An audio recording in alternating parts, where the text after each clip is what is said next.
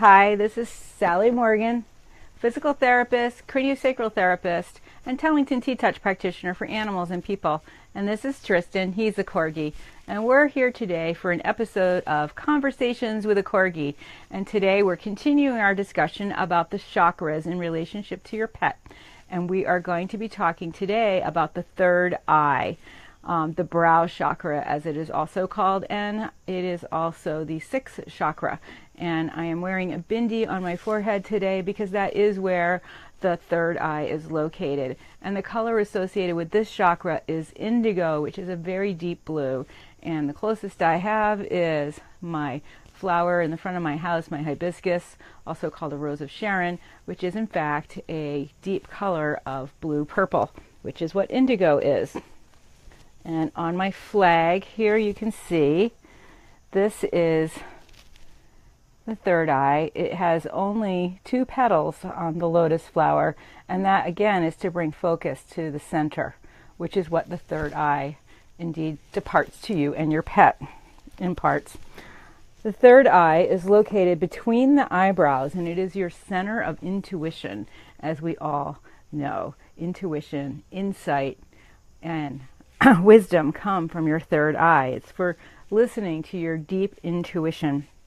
And it's a deep blue, but in some traditional texts, it's seen as white. And also associated with the moon, and it is the point where the 2 side channels of your body meet in Kundalini Yoga and in chakra theory. The 2 sides of your body come up and join to one. So the third eye is also a symbol of union and unification, because these 2 channels meet at the third eye. So it also represents the end of duality, the end of black and white, male and female, and all of that kind of duality that we've talked about in terms of the other chakras. It's also where the sun and the moon converge, which is one reason I'm wearing a white and a blue crystal here, white for the sun and blue for the moon and the night. It represents your unconscious self, and the words associated with it are I see, because again, we're looking at insight and intuition. And of course, the mantra we all have heard but might not know is affiliated with the third eye is Om. And Om, I have an entire Tibetan text of the meaning of Om, and it has a very ancient and deep wisdom in saying that word and what it does to your body, what the vibrations do to your body, and what it means. So Om is a very mystical term to be associated with the third eye. It's very important. The third eye is associated with wisdom, truth-seeking, and of course intuition, understanding, fearlessness. And remember, we talked already about fear being the opposite of love. So if you don't have enough love in your life, you might have too much fear, and you might have to work with your third eye. And that is certainly true of our rescued pets.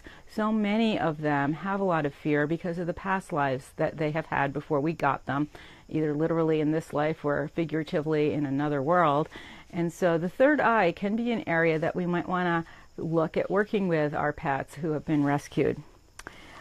Ideals and idealism are associated with the third eye, as well as self-fulfillment. And it's also associated with the pituitary gland, which is the master gland, and that is in your brain right behind where the third eye is located. And it's associated with the pineal gland, which is associated with circadian rhythm. And so the pineal gland is really an important aspect of that idea of the dualities terminating into one shining light at the third eye. And the third eye is associated with the nervous system. Well, of course, it's located right over your brain, which is the central part of your nervous system. And it's also where your spinal cord comes up from your sacrum, and the end of your spinal cord, the cauda equina in your very end of your spinal cord, in your dogs and cats in particular. This is important, in your horses. And then it merges up through the spinal cord with the 2 sides of your nervous system joining at the third eye. The day of the week associated with the third eye is Saturday, and it's also been associated with psychic abilities. So having a clear third eye is really important for people who have psychic abilities or want to have psychic abilities. And the third eye has been known to be very healing to the auric field. So working with the third eye can in fact enhance the health of all of the light energies around your body. The element, in fact, associated with the third eye is light. And I mentioned before that as we go along, we'll be getting out of traditional Chinese medicine 5-element theory and adding 2 more elements. And so light is one of those elements which has been associated with the third eye. And the sense associated with it is, in fact, intuition. And interestingly to me, the essential oil associated with the third eye is patchouli. And patchouli really smells like India. It's a flowery, layered scent, often associated with love. If you're looking for love, you're supposed to wear patchouli or burn patchouli incense in your home. But it's also associated with insight and intuition and mysticism. So patchouli is the essential oil associated with your third eye. And then we have some crystals that have been associated with the third eye. One of my all-time favorites, lapis lazuli, because it is that indigo color of blue. And then we also have blue sodalite, which is in my pendulum here. And that's a little bit more gray, but it has all of those channels running through it like lightning on this particular one. And then when I'm working with the third eye, I typically use quartz. And so here is a quartz crystal, a big one, that I have used often when working with the third eye. You can also, because of, well, not this particular one, but if you have one that's double terminated, see this one's pointy on one end and not the other, a double terminated one would be pointy at both ends. You can put it on the third eye and then use the vibrations of a tuning fork to go through the crystal and to enhance the vibrational frequency of the third eye. So quartz crystals are really important. And one of the other interesting things about quartz crystals is that in T-touch practice years ago in the 1980s, when we would go to our T-touch classes, as a gift for us at the end of the course, Linda would give us a piece of crystal, not like this one. It was usually a round, chunkier one, because in those days it cost money to make long distance phone calls, and you had different time zones, and we didn't have email, and things were so much less convenient than they are now in terms of contacting people. And when the T-touch people came together, we really have a meeting of the minds, literally and figuratively, and we wanted to be able to seek support from each other after the class. So giving us these crystals have a vibrational frequency that enhances communication. So we were able to sit and focus on the crystal and connect with the love and the knowledge and the wisdom of all of the people in our T-touch classes to help bring us back together with that experience. And in fact, when my horse died in 1990, about 5 years into my T-touch work, I laid on my pillow so devastated and put, I don't know, 10 crystals that I had gotten from T-touch classes around my head while I was holding one. And it really, really was incredible, the force that I felt of sympathy and understanding from the people in my classes who had known my horse. So in fact, quartz crystals are very, very powerful. And being associated with the third eye is part of what that power that they have. As I said, the brow is a 2-petaled lotus flower, and it's associated with perceiving and also helping us command our intuition and our skills and abilities to be engaged when we need them to work with a situation. We have the garbage truck coming by this morning. The third eye, we'll just wait for him, is associated with vision and insight and the limitless world of light. Light is really, really an important aspect of the third eye. And the chakra is related to seeing and imagination, and it reveals the radiance of light and the light from within. It helps you seek insight and vision and clarity. And it swims you through the waves of illusion into clarity. So the third eye is really an important aspect of finding clarity in your life, focus, where you want to go, intuition. It's really an important chakra to have in balance and to be working well. And as I said, so many of our rescued pets are out of balance in their root and base chakras associated with security and comfort, and also the third eye chakra. So if you have a rescued pet, it would be important to look at some of the things that you can do with crystals and essential oils, and even putting your hands on these chakras to help your pet work through those issues related to those chakras to bring him into better emotional and physical balance. The third eye is associated with the light from within, and you should keep your gaze steady to find inspiration, to the portals of inspiration. And so to do that, you need to meditate or just be still. And so for a lot of people, that can be just sitting in nature quietly. Often holding a quartz crystal is a good way to communicate with the third eye. Or you could do a walking meditation in a labyrinth. I have one in the backyard set up where you walk very slowly in a spiral, otherwise you get dizzy. And as you go to the center of the spiral, it quiets your mind and quiets your vision so that you can gain that aha moment of insight.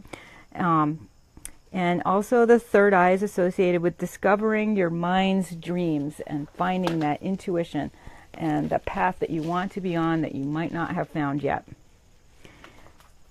And again, it's associated with the pituitary gland and the planet of Neptune, which is a watery planet, but also blue, so Neptune. And it's associated with dreaming and psychic abilities and the color indigo. And we all might remember a few years ago when they were talking about indigo children, and that's where this idea came from, was the idea of the third eye and the insight and the intuition, and that these people were different from people that had come before because of the way their parents had raised them. A lot of them were children of the later baby boomers, and so those indigo kids had an ability to embrace their insight and intuition in a way that we had not previously seen with kids. The indigo color is supportive and refreshing, and it stimulates release of anxiety and tension. It helps to create positive thought processes, justice, and psychic abilities. And some of the other crystals associated with it are fluorite, sapphire, amethyst, and an indigo colored tourmaline, which is beautiful. I don't have one. And again, it's located between your eyebrows, and it helps you align with your higher consciousness and open to transcendence and your imagination and the divine spirit within yourself and within the universe. And it's about trusting your intuition. If you're learning animal communication, for instance, you'll need to really look at your third eye to be able to trust your intuition. And even learning craniosacral therapy and Reiki, you need to open your third eye to be able to understand that something that seems so simple can be so profound, and that you can trust what you're feeling in your hands or what you're sensing in your body from someone else so that you can become a better healer. The third eye also helps you remember your dreams because of that idea of sun and moon and insight, and so it helps you recall your dreams. And again, it enables you to focus and to see a situation clearly and tap into your highest self and the highest truth in any given situation. And part of dealing with a tough situation is being able to stand back from it and focus. And part of that is being quiet and still, sitting in nature, sitting quietly with your cat or your dog, or taking an unplanned sort of trail ride through the woods, moseying around on your horse, and just allowing your thoughts to wander so that they can clear out and get you to the insight that you're looking for. So the quieter you can make your mind and your body and your breath, the more easy it is for you to find those aha moments and those moments of insight, which we all need. Those are the things that thrill us and keep us involved in our lives. And with our pets, as I said, for a rescued dog, the third eye can be a really important area to work with. And it's also important after our dogs have been spayed or neutered, because we have interrupted that aspect of their existence, and that part of their sexuality and their reproductive capacity is part of that duality that we all have within us of male and female. And so that union at the third eye can sometimes be disrupted by the spaying and neutering process. So it's important to look at the third eye after you've had your pet spayed or neutered.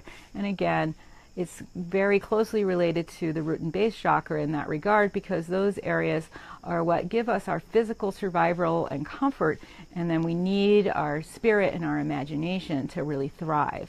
And one of the things Tristan has here, I don't know if you can see, yeah, maybe, and I think I've mentioned this before, he has these little black eyebrows over his other eyes.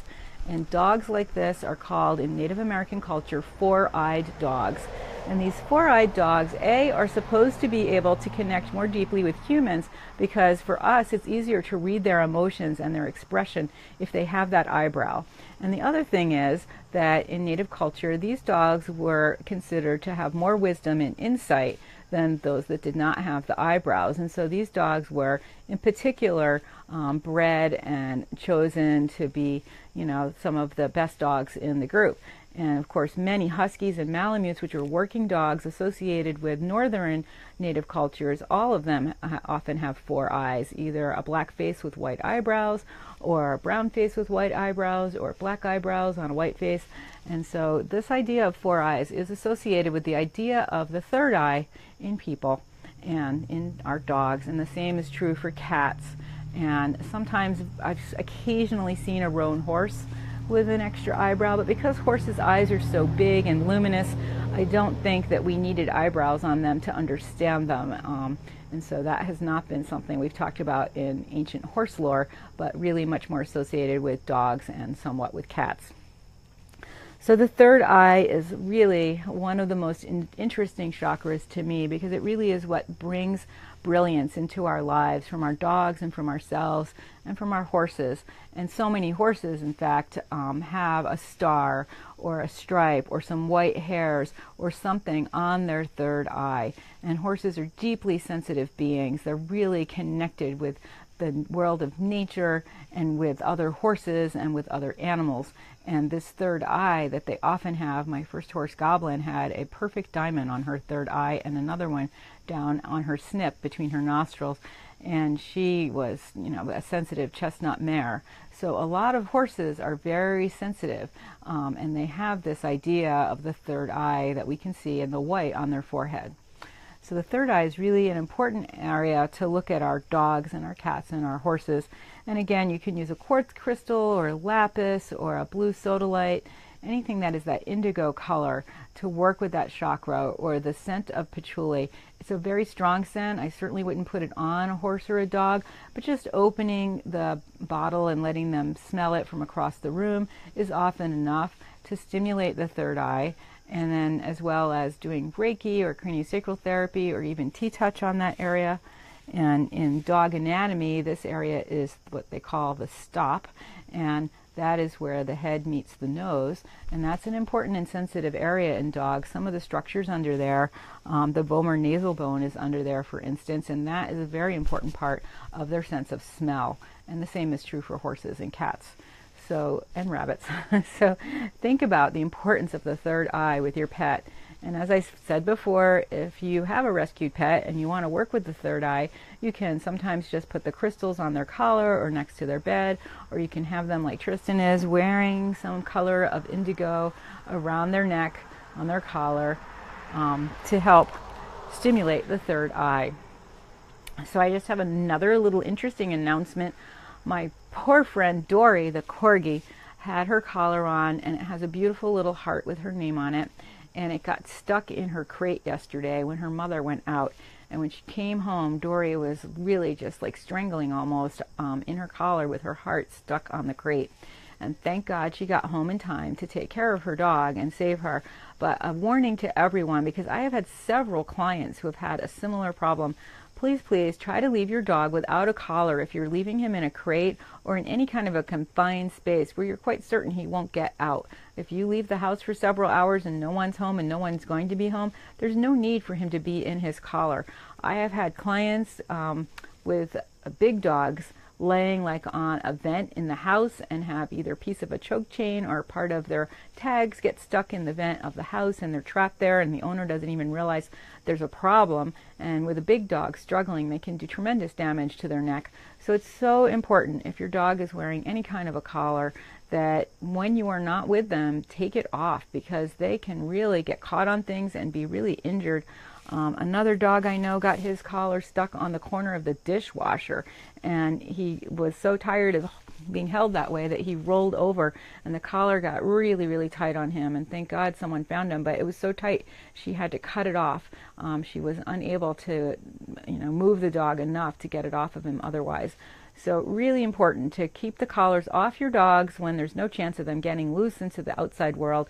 And to that end, it's important to think about putting a chip in your dog so that if he does get lost, he can be easily identified by any veterinarian.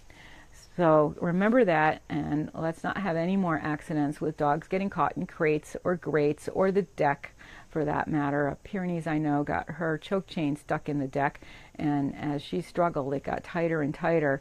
And thank God she's kind of a passive dog, because after hours of struggle, she just laid there.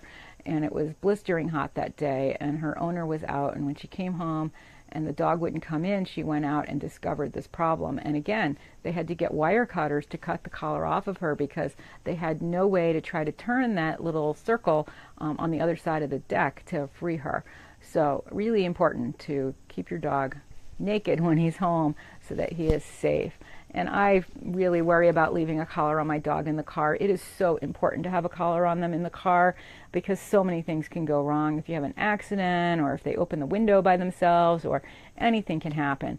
So it's really important to have a collar in the car, but make sure you're checking on them when you're driving a long distance to make sure they're not trapped on anything in the back seat there, under the seats, or on the luggage, or whatever you have.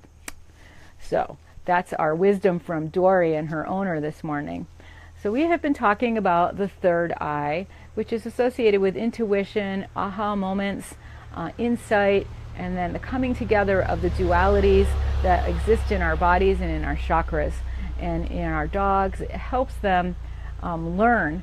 So keeping the third eye open is an important part of your dog being able to understand when you're asking him to transfer a skill from one thing to another.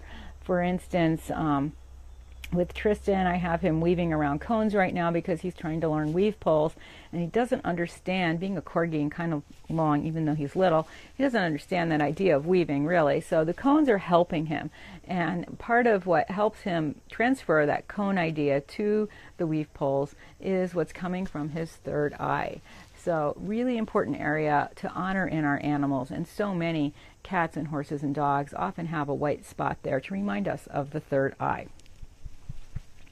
So we will be back tomorrow for another episode of Conversations with a Corgi, where we will be looking at some more of the chakras, the crown chakra tomorrow. It's supposed to be raining, what a surprise, again in New England. But I do have a spot by the purple cone flowers that I'm hoping to use when we're talking about the crown chakra. And just another reminder, I am teaching a dog-only craniosacral therapy class. Well, we might have cats and rabbits as guests at Monkey's House, the dog hospice and sanctuary in Pemberton, New Jersey, at the end of September. So please tell your friends, your vet techs, your massage therapists, chiropractors for animals or people, and let them know that we are offering this class. It's going to be a really special one, because these senior dogs will touch your heart like nothing you've ever known. And Michelle does such a wonderful job of running Monkey's House, and she is so generous to open her home, which is Monkey's House, to us to offer our craniosacral therapy for dogs class, so that the animals there can get some more work. So look on my website and sign up for that. It's going to be a really great time. There's plenty of hotels and places to eat around at all different price points. And if you have to bring your dog, we can accommodate them, but we probably will not be working on them, because the little guys at Monkey's House really need our love and attention. So thanks for joining us today. This is Sally Morgan, craniosacral therapist, Tellington Tea Touch practitioner, and physical therapist for animals and people, and Tristan, who is a Corgi, for another episode of Conversations with a Corgi. It's sunny and dry today. We are going to enjoy the outside. I have a couple of clients, not nearly as many as yesterday. That was a busy day. And we will be working outside with Frank the dog. He's a pretty interesting one. We'll talk about him sometime. And we will be back with you tomorrow. And we might be a little later or earlier. I have a lot going on because I'm going away again next week. So stay posted for the time. And we'll see you then. Thanks for joining us today. This has been Conversations with a Corgi, 114. Have a great day.